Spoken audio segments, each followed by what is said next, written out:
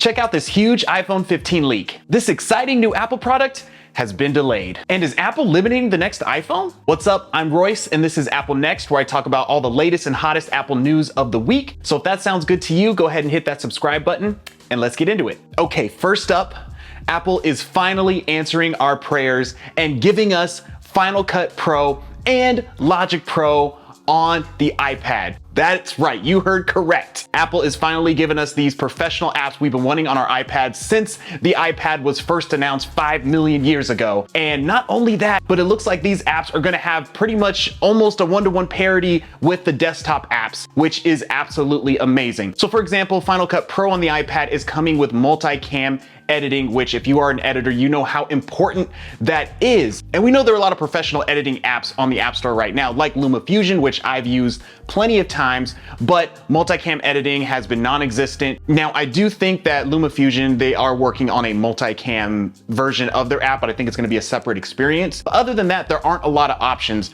for features like that. And so that's coming to Final Cut, and that's just one of the plethora of features that will be included in the iPad app. And it looks to be the same with Logic Pro. You'll be able to use some third-party plugins. You'll be able to play the instruments piano right from your iPad. The layout and everything looks very similar to the desktop version, but it does look like they gave both apps kind of like a mobile interface remake, so to speak, to make it a little bit simpler, probably easier for touch controls, things like that, to work with your Apple Pencil. So yeah, I'm just so excited because I literally just talked about this a couple episodes ago when I was getting into the potential iPad Pro 14-inch that may or may not be coming, and how I kind of figured maybe they were going to use that iPad as the introductory model to bring Final Cut, Logic, their Pro apps finally to the iPad. But nope, Apple done switched it up in true Apple fashion and was like, you know what? Forget it. Here you go. It's here. Now shut up. Now I'm recording this on May 10th, so if you're watching this right now, they're not available just yet. They officially come out May 23rd, but I do need to let you know that it's not all rainbows and sunshine. These won't be like the desktop counterparts where it's just a one purchase, one and done type of situation. Both of these apps will come with a subscription. So according to Apple,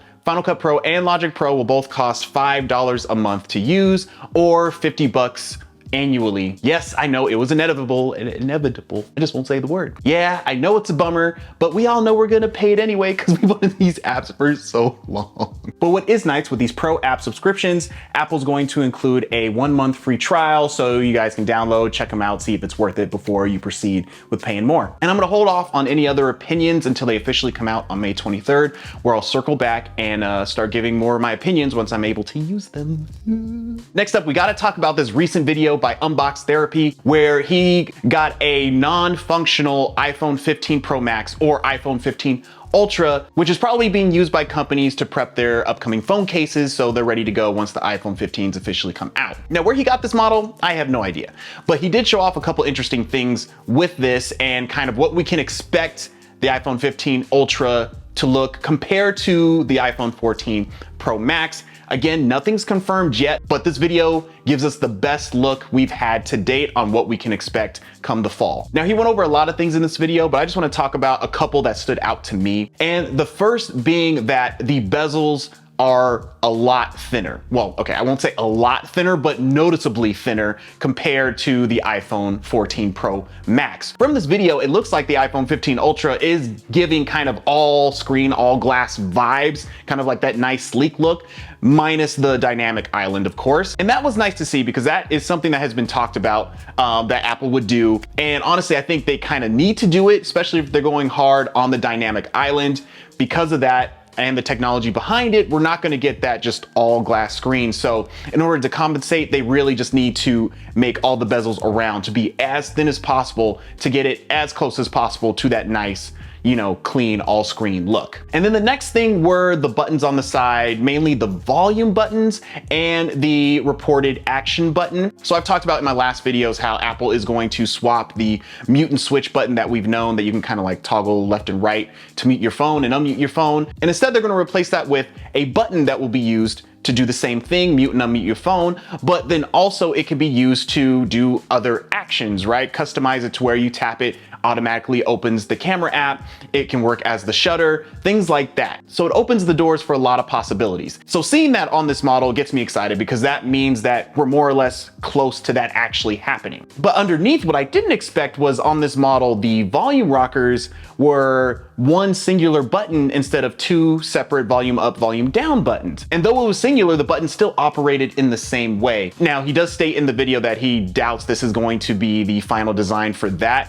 which I do agree with, because if they were going to do one singular button, they probably would have done away with the mute toggle switch and even that little small action button and just would have had one singular button like that that did all those different things where you can toggle the volume up and down, you can mute and unmute your phone, and you can do certain more complicated actions with it. And like I talked about in my last video, I think they're gonna do that just to kind of keep the phone as similar as possible with each model, just so when people upgrade, you know, we always complain like, it's the same phone, it's the same phone. But a lot of people actually, I think, kind of appreciate that because they know exactly what they're getting into when they upgrade their phones to a newer model. Everything works more or less the same way that it did. So the learning curve for that is going to be very, very low for new people. Next, he showed off the cameras on the back, and they look exactly the same as the iPhone 14 Pro Max. You know, we've talked about how Apple's going to include this new periscope lens, however that looks. I don't even know if that's actually going to change how the lens looks on the phone.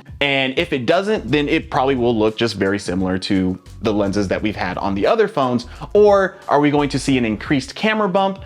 What I actually was happy with was that it looked like on this iPhone 15 Ultra model, there wasn't an increased camera bump. And instead, the phone was a little bit thicker than the iPhone 14 Pro Max. So if they go that route, I would actually be really happy because personally, I'd rather have a thicker phone and reduced camera bumps on the back versus just having those cameras just starting to stick out and out. Next thing you know, you got a huge telescope on the back of your phone. And also having a thicker phone means you can have a bigger battery, which results in better and longer battery life. So I'm happy. I hope this is true. And then lastly, he showed off in this video was that this iPhone 15 Ultra model had a dedicated USB Type-C port, which is just super dope to see because that means it looks like that's what's going to happen with the iPhone 15. And that's another thing I have talked about, which just needs to happen at this point. USB-C just needs to be the standard across every technological device in the world until, you know, something else comes along. But for now, USB-C is the way to go. And also Apple's being forced to do this from EU legislations. And over there, they're saying you got to do this or you can't sell your phones. So if you have an iPhone 14 or an iPhone 14 Pro or Pro Max, you may want to wait and see what Apple does, see if it's worth the upgrade, because it may not actually,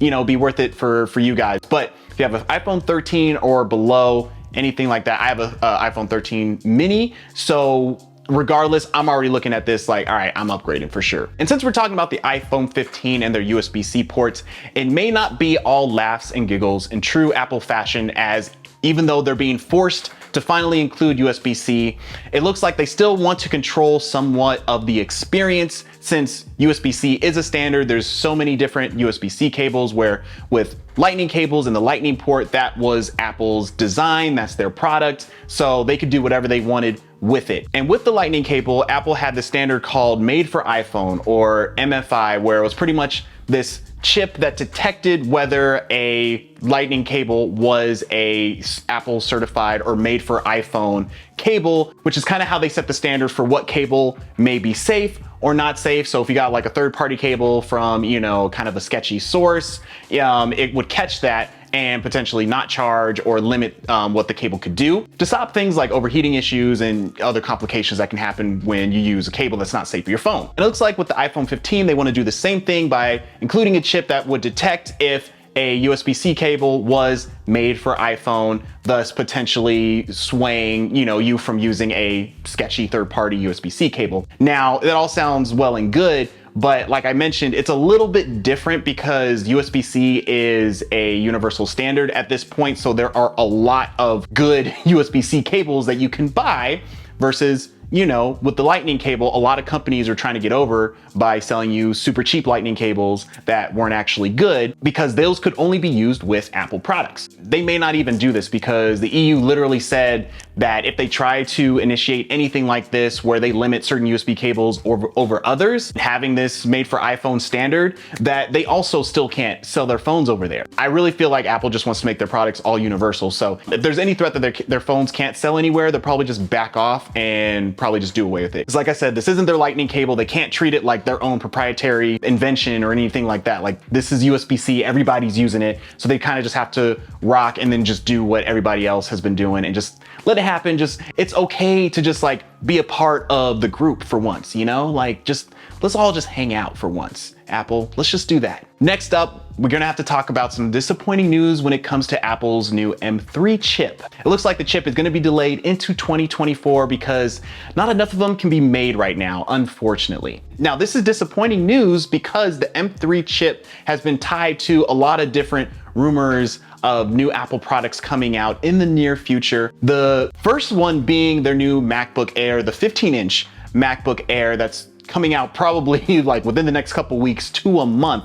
And we weren't sure whether they were gonna use their new M3 chip or include the M2 chip that's out right now. And with this delay, it's pretty much confirmed that the new MacBook Air will come with last year's M2 chip, which in that instance, not a big deal. It's the MacBook Air. The M2 chip is still really good. So I think for the purpose of that laptop, I think that's perfectly fine. Now, where it becomes a problem is when it comes to the release of the new iMac, which hasn't gotten a new upgrade since they initially came out with the M1 version. So it completely skipped the M2, and it seemed like it was on course to finally come out with the included M3 chip maybe later this year. So now with this delay, it's looking like we're not gonna get that new iMac until sometime 2024, unless they do a surprise and release it later this year with an M2 chip, which I personally don't think they will, because since it's been so long since they released the iMac, I think they're gonna want to release it with all the latest, hottest new gear,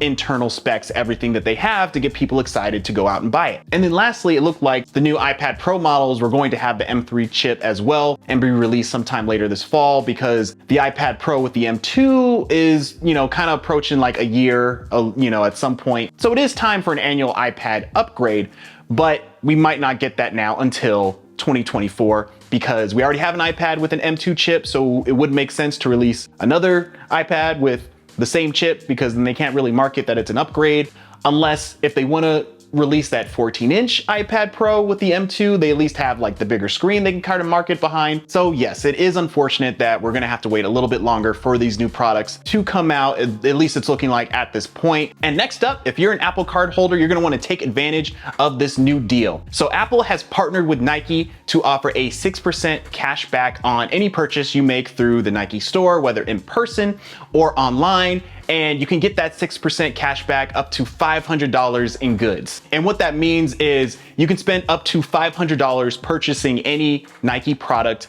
and you'll get your 6% cash back on that, which total about $30. But any purchase you make after that $500, it now resorts back to the 3%. So I just want to make sure that's clear. Doesn't mean you get up to $500 in cash back. That would be nice. So this deal is going on till the end of May. So if you like Nike and you got an Apple Card, definitely take advantage of this. But you know, proceed with caution. Just know your financial situation when you do these things. But you also want to take advantage of this if you have Apple's new savings account, because all that cash back will get funneled into that savings account, which right now has that 4.15% in interest. So yeah, I just wanted to let you guys know that this deal is happening, and again, proceed with caution, but enjoy yourself. And then lastly, Apple Arcade just reminded us that Apple Arcade still exists and released 20 new games on their service. And I'm sorry, I just gotta say this.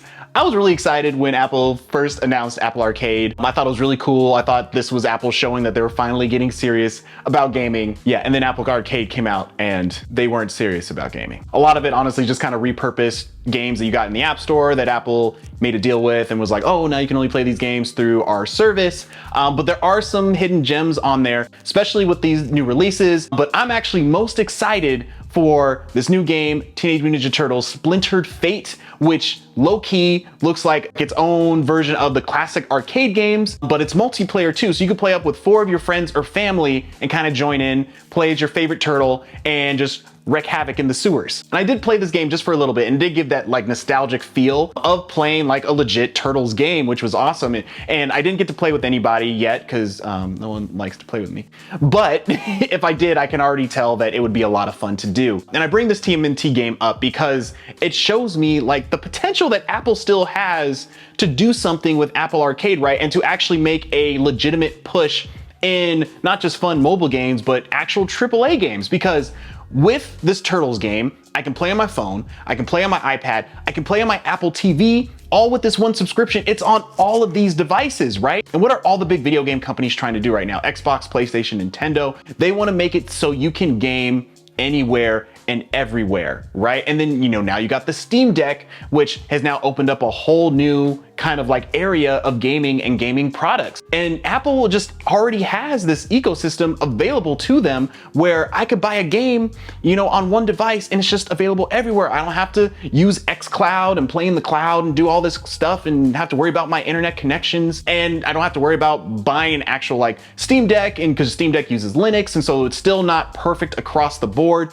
We do see some like Windows handheld games, but you're still using Windows, so it's still just a big mess to kind of deal with. Apple, it has a very interesting window here where if they just wanted to take advantage, sorry, let me calm down. They wanted to take advantage, they could start dropping some legit AAA games and really make some noise in this space. Kind of hurts the soul when you think about it. They're there. And the thing is, they know they're there, they know it, and they don't care. It's like hard to convince somebody to do something when they're already so successful. So it's just like, guys, do this, take advantage. And they're like, I mean, okay, if we don't, we're still fine. I know, it'd just be nice for me if you did it, because I like video games, I like playing games. But until Apple decides to get serious, I will just still have to settle to playing my, I guess this is portable, right? This is a portable arcade experience, something like that.